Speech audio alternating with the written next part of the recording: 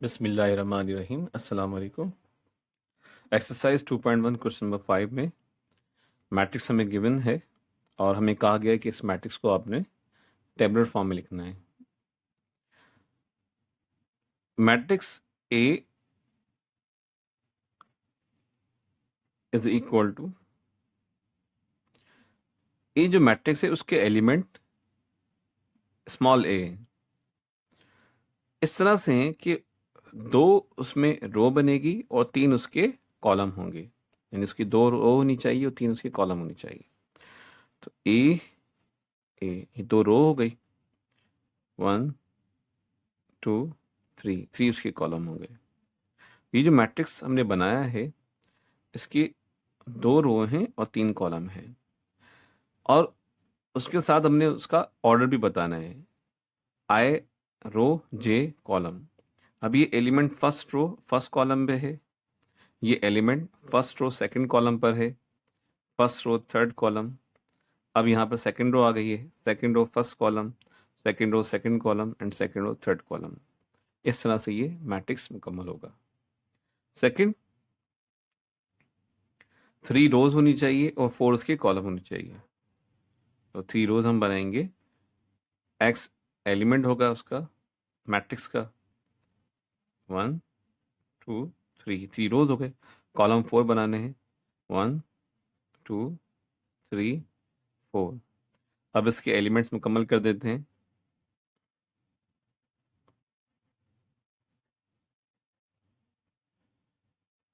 अब ये element first row first column, first row second column, first row third column, first row fourth column. इसी तरह second row first column, second row second column, second row third column, second row fourth column, third row first column, 31 32 33 and 34। इस तरह से इसकी elements बनाएंगे हम। Next part में हमें कहा गया है कि उसकी 4th रो होनी चाहिए और 4th उसके कॉलम होनी चाहिए। तो बी जो मैट्रिक्स होगा, बी मैट्रिक्स है, उसकी 4th रो है और 4th इसके कॉलम होंगे। मैट्रिक्स बी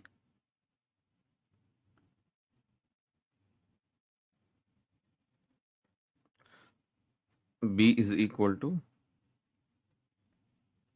एलिमेंट उसके स्मॉल बी होंगे, 1 2 3 4। 4 उसकी ये रोज बना दी हमने और 4 इसके कॉलम होंगे, 1 2 3 4। एलिमेंट्स मुकम्मल कर लेते हैं इसके।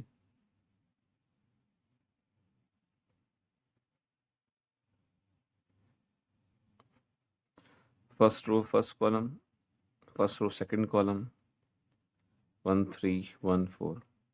Second row first column, 2 1 2 2 2 3 2 4, 3 1 3 2 3 3 3 4 4 1 4 2 4 3 4 4। इस तरह से इसके एलिमेंट मुकम्मल होंगे। बिस्मिल्लाहिर्रहमानिर्रहीम। अस्सलाम वालेकुम। इस सवाल में हमें कहा गया है कि कौन सा मैट्रिक्स सिमेट्रिक है और कौन सा मैट्रिक्स स्क्यू सिमेट्रिक है, यानी आपने सिमेट्रिक और स्क्यू सिमेट्रिक मालूम करना है। सिमेट्रिक हम किस मैट्रिक्स को कहते हैं? अगर किसी मैट्रिक्स का हम ट्रांसपोज करते हैं और ट्रांसपोज करने के बाद सेम मैट्रिक्स बनता है तो उस मैट्रिक्स को हम सिमेट्रिक मैट्रिक्स कहते हैं। किसी मैट्रिक्स हमने ट्रांसपोज किया और ट्रांसपोज करने के बाद सेम मैट्रिक्स बन गया तो मैट्रिक्स सिमेट्रिक होगा। इसी तरह ट्रांसपोज करने के बाद अगर मैट्रिक्स सेम ए नहीं बना, फिर हमने -n से उसको मल्टीप्लाई करेंगे, फिर सेम मैट्रिक्स बन जाता है तो वो मैट्रिक्स होगा स्क्यू सिमेट्रिक।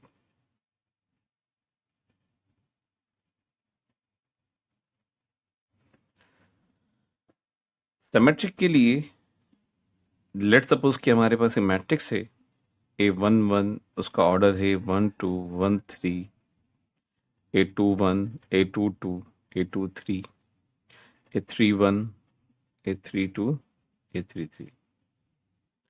रिमेंबर कि जब हम ट्रांसपोज करते हैं तो ट्रांसपोज के अंदर ट्रांसपोज जब हम करेंगे तो ये जो डायगोनल एलिमेंट्स हैं इनके अलावा, जो डायगोनल एलिमेंट्स हैं इनके अलावा बाकी एलिमेंट्स ट्रांसपोज हो जाएंगे। यानी कि अगर किसी का ऑर्डर, जैसे कि हमारे पास ये जो एलिमेंट्स हैं, ये दो और ये दो और ये दो एलिमेंट्स, ये दोनों इंटरचेंज हो जाएंगे। डायगोनल के अलावा ये तमाम एलिमेंट इंटरचेंज हो जाएंगे। अगर हम चेक करें कि मैट्रिक्स सिमेट्रिक है या स्क्यू सिमेट्रिक, तो याद रखें कि यहाँ पर जो नंबर होगा और 1 2 का जो नंबर होगा A1 2, ये सेम होंगे, A1 2 A2 1। इसी तरह A1 3 A3 1, इसी तरह A2 3 A3 2। आप देख सकते हैं कि मैट्रिक्स का जब हम ट्रांसपोज करते हैं तो ट्रांसपोज करने में क्या होता है कि उसकी रो और कॉलम इंटरचेंज हो जाते हैं। आप देख सकते हैं कि फर्स्ट रो है, सेकंड कॉलम, तो ये बन जाएगा सेकंड और फर्स्ट कॉलम। तो ये जो एलिमेंट्स हैं, आप ट्रांसपोज करने से पहले ही पता कर सकते हैं कि एलिमेंट्स अगर सेम आ रहे हैं तो उस मैट्रिक्स को हम सिमेट्रिक मैट्रिक्स कहते हैं, सिमेट्रिक मैट्रिक्स है। अगर मैट्रिक्स सिमेट्रिक नहीं है तो फिर वो स्क्यू सिमेट्रिक हम कैसे आइडेंटिफाई करते हैं कि A1 2 और A2 1 दोनों की साइन एक दूसरे के अपोजिट होगी। अगर ये पॉजिटिव है तो ये नेगेटिव होगा, अगर ये नेगेटिव है तो ये पॉजिटिव होगा।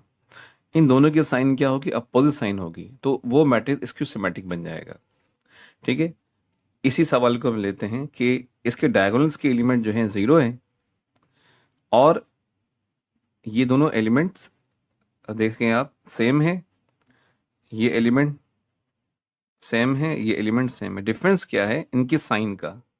मैंने बताया था अभी कि अगर इनकी साइन में डिफरेंस आ जाए तो वो स्क्यू सिमेट्रिक मैट्रिक्स होंगे। तो ये मैट्रिक्स स्क्यू सिमेट्रिक होगा, स्क्यू सिमेट्रिक।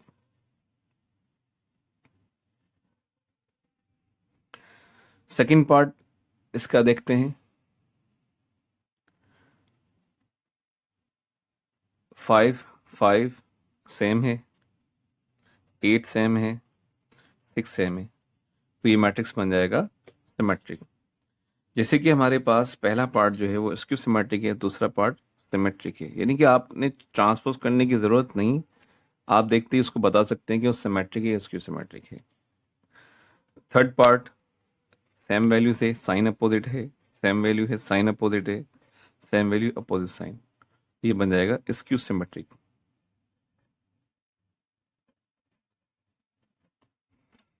पार्ट 4 डायगोनल्स के अलावा 2 5 5 सेम है, -7 सेम है, ये भी क्या होगा? सिमेट्रिक होगा। इसके बाद पार्ट 5 सेम वैल्यूज है, साइन अपोजिट है, सेम वैल्यूज है, साइन अपोजिट है, same value but opposite sign, तो क्या बन जाएगा? ये स्क्यू सिमेट्रिक, स्क्यू सिमेट्रिक होगा। ठीक है, तो मैट्रिक्स को आप देखते ही आइडेंटिफाई कर सकते हैं कि वो सिमेट्रिक है, स्क्यू सिमेट्रिक है। और इनकी प्रॉपर्टी ये भी होती है कि अगर आप उसका ट्रांसपोज करेंगे तो ट्रांसपोज करने के बाद अगर मैट्रिक्स सेम रहता है तो वो सिमेट्रिक होगा। ट्रांसपोज करने के बाद अगर मैट्रिक्स सेम रहता है तो सिमेट्रिक होगा, और ट्रांसपोज करने के बाद अगर मैट्रिक्स की साइन चेंज करने के बाद सेम होता है तो वो बन जाएगा स्क्यू सिमेट्रिक। या आप डायरेक्ट उसको चेक कर सकते हैं कि मैंने ऊपर मेथड में बताया है कि आप डायरेक्ट चेक कर सकते हैं।